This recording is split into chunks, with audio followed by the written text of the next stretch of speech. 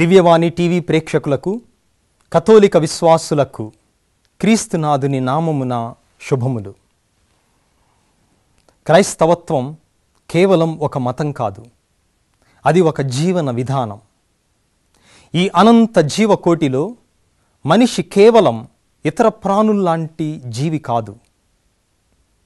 నేను ఎక్కడి నుంచి వచ్చాను, నా జీవిత ప్రయాణం ఎలా సాగుతుంది, నా జీవితానికి పరమార్థం ఉందా, నా జీవిత గమ్యస్థానం ఏమిటి అన్నటువంటి ప్రశ్నలు ప్రతి మనిషిలో కూడా ఉద్భవిస్తాయి.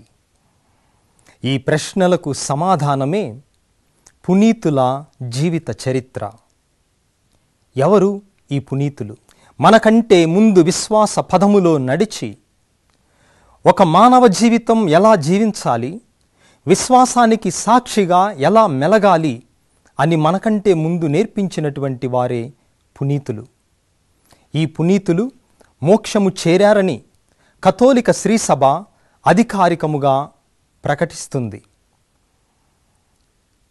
మనం కూడా ఈ పునీతుల జీవిత ఆదర్శాన్ని చూచి వారి జీవిత ముఖ్య సన్నివేశాలను తెలుసుకొని ప్రేరణ పొందుదాం. వారి మాటలు మనకు ప్రేరణ కావాలి, వారి విశ్వాస పదం మనకు సుమాతృక కావాలి, వారి యొక్క క్రైస్తవ జీవితం మనకు ఆదర్శం కావాలి. కనుక ఈ మన పునీతులు కార్యక్రమానికి మిమ్మందరినీ ప్రేమతో ఆహ్వానిస్తున్నాం.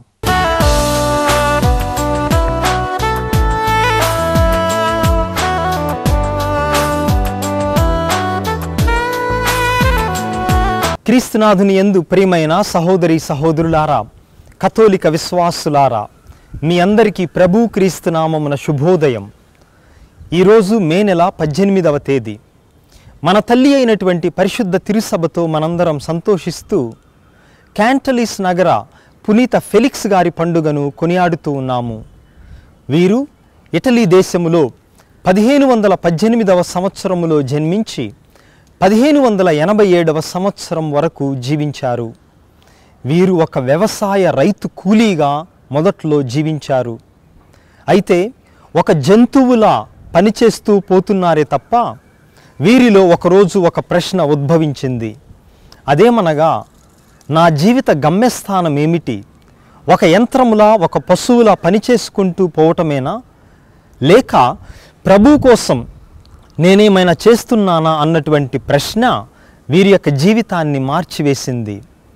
గురువుగా అభిషేకించబడి పేద సాధల కోసం జీవిస్తూ తనను తృణీకరించిన వారికి కూడా సర్వేశ్వరునికి వందనములు అని దేవుని యొక్క మహిమను వెల్లడించినటువంటి వ్యక్తి ఈ పునీతుడు. తన యొక్క బోధన ద్వారా, జీవితము ద్వారా అనేక మందిని ప్రభు వైపు ఆకర్షించారు. వీరి యొక్క జీవిత విశేషాలను మన పునీతులు కార్యక్రమంలో ఇప్పుడు తెలుసుకుందాం.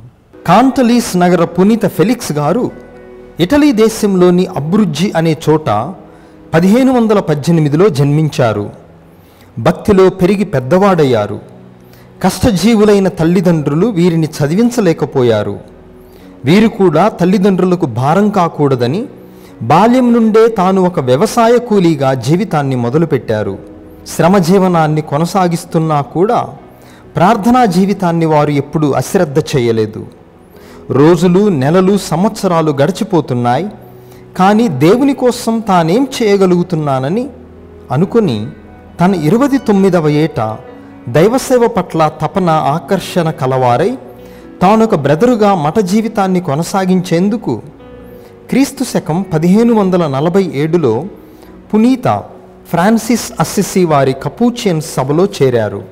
ఫెలిక్స్ గారు తాను బ్రదరుగా చేరిన నాటి నుండి జీవితాంతం వరకు ఇటలీలోని రోము నగరంలో నివాసం ఉంటూ మఠం కోసం, సభ్యుల అవసరాల కోసం ప్రతిదినం నగర వీధుల్లో పాదయాత్ర చేస్తూ విరాళాలను సేకరించేవారు.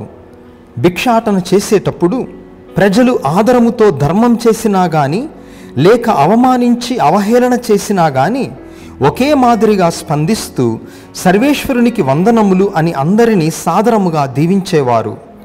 అందువల్ల ఫెలిక్స్ గారిని సర్వేశ్వరునికి వందనాల బ్రదరు అంటూ మారు పేరుతో సంబోధిస్తుండేవారు ప్రజలు. ఫెలిక్స్ చదువు రాని వారైనను ప్రార్థించటంలోనూ పవిత్రముగా జీవించటంలోనూ మఠములో అందరికీ సహకారం అందించే బ్రదరుగాను పేరు గడించారు. అంతరంగ ఆధ్యాత్మిక దృష్టి గల దైవ సేవకునిగా ప్రసిద్ధికెక్కారు.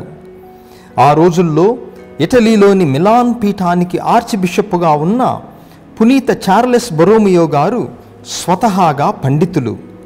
వారు ఒకరోజు మరో పండిత గురువైన పునీత ఫిలిప్ నేరీ గారిని కలుసుకొని గురువులకు కొన్ని కట్టుబాట్లు రూపొందించటం గురించి చర్చించాలని కోరారు.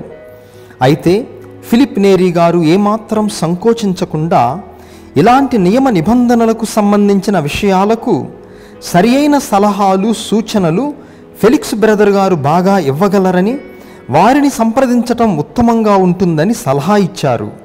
అంటే వేదాంతవేత్తలు కూడా వారి సమస్యలను ఫెలిక్స్ గారికి విన్నవించుకునేందుకు సంకోచించేవారు కాదని తెలుస్తోంది.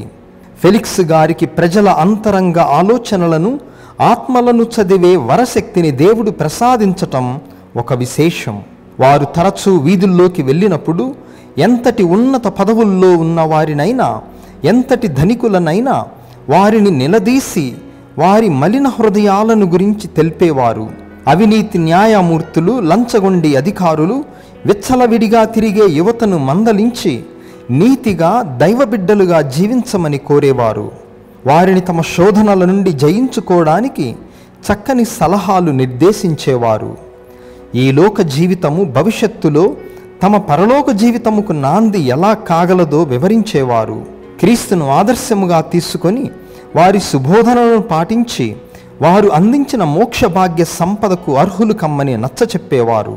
ఫెలిక్స్ గారు ఆ రోజుల్లో రోము నగరంలో ప్రతి ఏటా నిర్వహించే మద్యపాన వార్షికోత్సవాల్ని అరికట్టేందుకు ఒక ఉద్యమాన్నే చేపట్టారు.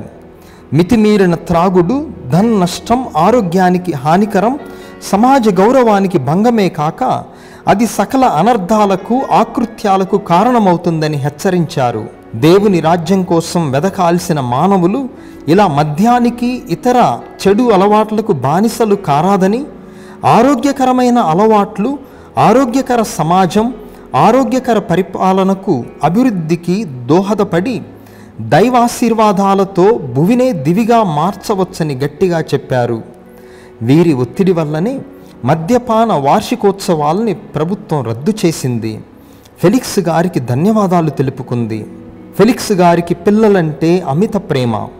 వారిని చేరదీసి మంచితనం యొక్క సౌందర్యాన్ని, పరిమళాన్ని, పాపం చేయట వల్ల ఆత్మకు చుట్టుకునే మాలిన్యపు కంపును గురించి చిన్న చిన్న గీతాల ద్వారా వివరించేవారు. నీతి పద్యాలు, పొడుపు కథల రూపంలో పెద్దవాళ్లకు ఆధ్యాత్మిక హితబోధల్ని చేసి క్రీస్తు సందేశాలను ప్రత్యక్షపరచేవారు. ఇలా ఎందరో వారి మూలమున తమ జీవితాలను మెరుగుపరుచుకున్నారు. జీవించేది ఎందుకో పరమార్థం తెలుసుకున్నారు. ఫెలిక్స్ గారు గొప్ప వినయశీలి, నిరాడంబరుడు.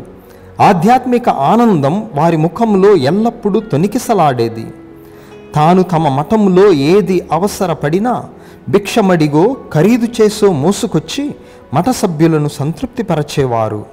అందుకే ఫెలిక్స్ గారు తనను గురించి తానే కపూచియన్ మఠవాసుల గాడిదగా అభివర్ణించుకొని ఆహ్లాదపడేవారు. వీరు తమ 69వ ఏట 1587లో పరలోక ప్రాప్తి నొందారు.